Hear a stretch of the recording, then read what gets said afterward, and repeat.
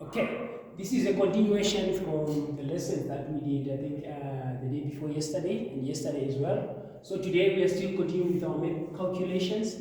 What you're going to do today is you are going to do cross-section, then after that intervisibility, then we'll round it off with calculation of vertical exaggeration. So I've prepared some notes on the board just to take you through so that you become aware of what a cross-section is. Then from there, I'm going to demonstrate with one question from one of the past exam papers. Cross-section is a diagram that is showing change in height along a line drawn between 2 points on a map. I'm going to demonstrate that using the map of Ireland. Then also you start the area of the cross-section. This is something that you have to do as well when you're doing your cross-section. You join the points to make sure that the from point is on the left. I'm also going to demonstrate that. Then you place a paper and mark off every counter that cuts it, accurately numbering each mark vertically.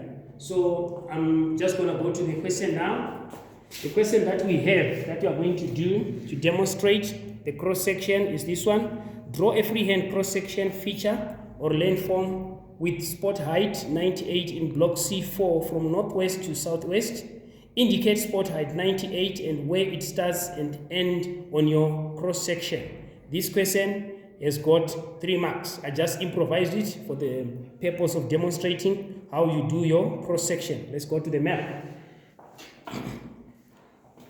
It's fine.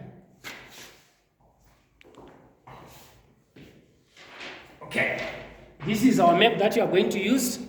This is the map of Harlem. I'm going to make use of the orthophoto map. So this is the landform feature that we are talking about. This is the landform feature that we are talking about. Remember, the question reads, draw a freehand cross-section of the feature landforms with spot height 98 in block C4. So there is your C4. This is your 98, where your spot height 98 is. So we are going to draw the cross-section of that landform from northwest to southwest, indicating the spot height 98 and where it starts and ends on the cross-section. So if you look at your landform, this is your landform. We are going to draw it from here up to there, indicating where it starts from your northwest up to your southeast. So we're going to start from the left, going towards the right. If I can refer you back to the notes where it reads, start the area of the cross-section. This is the area where we are going to draw our cross-section. So you have to start it first. Then after that, you join the 2 points. This is where we are going to start from here up to there. This is the area that is going to be covered by the cross-section from northwest up to southeast, but cutting across this landform feature that has got a spot height of 98. So the first thing that we are going to do, let me get my hands up. I'm going to use a red pen. The reason why I'm using a red pen, I want to make sure that everything is visible, okay? So you can see we are drawing from here up to, okay, from here up to there. But the height that we have here is 98. Here is 98. You can see where the landform is. We are going to do it across, which means from this point up to the last point, okay? So if you look at your map, here is an orthophoto map. It has got a vertical interval of 5 meters.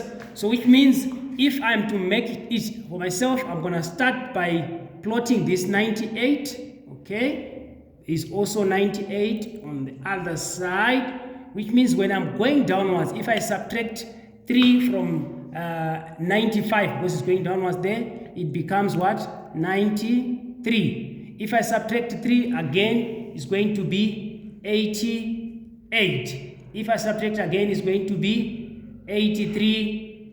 Then I'll have what? I'll also have 78. From the other side, because the only quotient that is marked is our spot height, the spot height that is 98. I'm going to subtract going the other side as well. There is 88, 83. I'm just going downwards to make sure that I get all the figures. 1, 2, 3, 4. I'm going to go up until 78. Then 78. So I'm plotting my cross-section from here up to there. This is the area 98. I'm plotting from here up to there. I'm just taking off from 78 then 83, 88, 98, up to 78. This is the area. Okay, to do it again. Okay, there is my cross section from here, okay, up to there, from northwest up to southeast, across the landform feature on my orthophoto map, that is 98. Okay, so to make it easier, like I've said, I'm just going to mark here. I've got my 98. Here I've got my 98. I'm going to mark it backwards. Why? Because this is the given height that I'm seeing that is visible. So I'm going to subtract back now. Here, what do I have? I've got 93. From 93, I go to the next contour. It will be 88. If I go back again, it's going to be 83. Then I'll have next one, that will be 78. I'll do the same again on the other side. This is 98. It's going to be 88. Then it will be 93, 93. Then 88. Then 83. Then 78. All right. This is the information that I have for my cross-section from across this landform feature that is on my orthophoto map with the spot height 98. So the next thing that I'm going to do now, I'm going to draw my cross-section now. Okay, what do I need? Okay. I'm going to come up with my vertical scale. First, I'm going to come up with my vertical scale. Looking at my markings, I've got here from 78, 83, 88, 98. I'm going to start off, since the lowest point is 78, I'm going to start off with 70. Let me just start at 70 here. Then I go to 70. Then I go to 75. I go to 80, 85, then 90, 95, then I go to 100. These are the markings that I've done, okay, on my paper. So I'll indicate here at the bottom. Okay, so I'm going to start off with 78. Here's my 78. 78, from 78, where do I go? 83, 83, then 88, then 93, then 98, then 98, from 98, 93, 93, 88, from 88, 83, then 78. Remember, I'm still doing my cross-section. I've got this given point for my map, and the map that I'm using is this orthophoto map. Okay, so I'm going to plot now. There is my 78, which means the first one, 78, is here. Okay, this is 78. I take it up. 78 is somewhere in between 75 and 80. I would say it's somewhere here, slightly below. Okay? Then 83, I'm going to take it up, just in form of those. Okay? Then I'll have 83 is slightly below 85, which means I'm going to get it here. Then 88, I'm going to do my drawing there, slightly below 90. Okay? What does it mean? Here. Then the next one, I have got my, from 88, I've got 93, 93, slightly below 95, 93, I'll take it, it's here. Then the next one is 98, just take it up there, slightly below 100, there is my 98. Then the next one is 98 again, which means I'm going to plot it there. Next one, 93. Where does my 93 meet? Okay, take it to the top. There is my 93. Then 88, go with my 88, meets there. Then 83, meets here. Then 78, there is my 93, then there is now my 70, there is my 78, okay? There is my 78. So if I'm to join my cross section now, starting from here, it goes up until it reaches there. Okay? I'm just going to rub off so that I'm left only with the cross section. I'm going to rub it off so that I'm left only with the cross section, assuming that I'll have done this with a pencil. I'm erasing now. Okay. I'm just erasing so that I come up. My cross section is neat. Okay. All right. All right. So this is going to be my cross section. This is where it's starting, which is part of the northwest, and where it's ending, that is southeast. And the question says that I should indicate 98. I should indicate the spot height 98. This is where my 98 meters is, which is part of my spot height. So it starts from here, it goes up until there. So when you are doing cross section, like I've already highlighted, guys, the first thing, let me just do, just for 2 minutes, you go, you identify the area. The diagram showing change of height along a line between 2 points on a map. You start the cross section. Where's the cross section? Let me take you back. This is where I'm supposed to do the cross section from here up until there. So what did I do next? I marked my height, the height of my contour lines.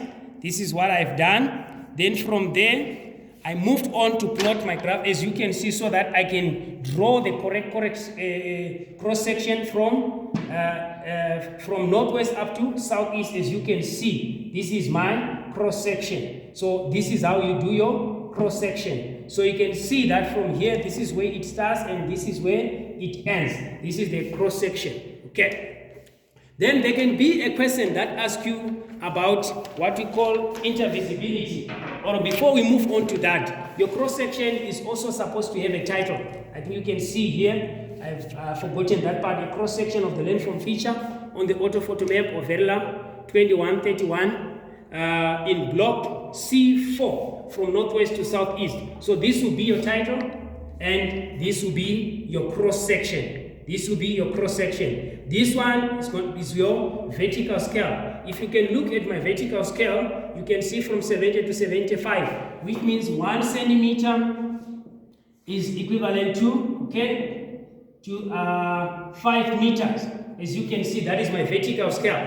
Then for my horizontal scale, this is your vertical scale. Then for my horizontal scale, I'm using the one here. That is 1 centimeter is to 10,000 centimeters. That's the one that I'm using, 10,000 centimeters of the orthophoto. So I'm going to use this later when I'll be calculating the vertical exaggeration, or let me just do it straight away. Let's move on to vertical exaggeration. I've shown you the cross section. For vertical exaggeration, this is another calculation that is very important. Vertical scale must be exaggerated because if the horizontal scale were used for the vertical, the relief would show an almost flat line on a cross section. So when you, let me take you back to the map. When you look at this landform, some of them are very small, such that you cannot see them clearly. So we are now using vertical exaggeration to show or to sort of increase the size of these landforms. How are we going to do it? Okay, so we use this formula. Let's go there. Vertical exaggeration is equal to vertical scale over horizontal scale. Okay. Let me rub off so that I create more space.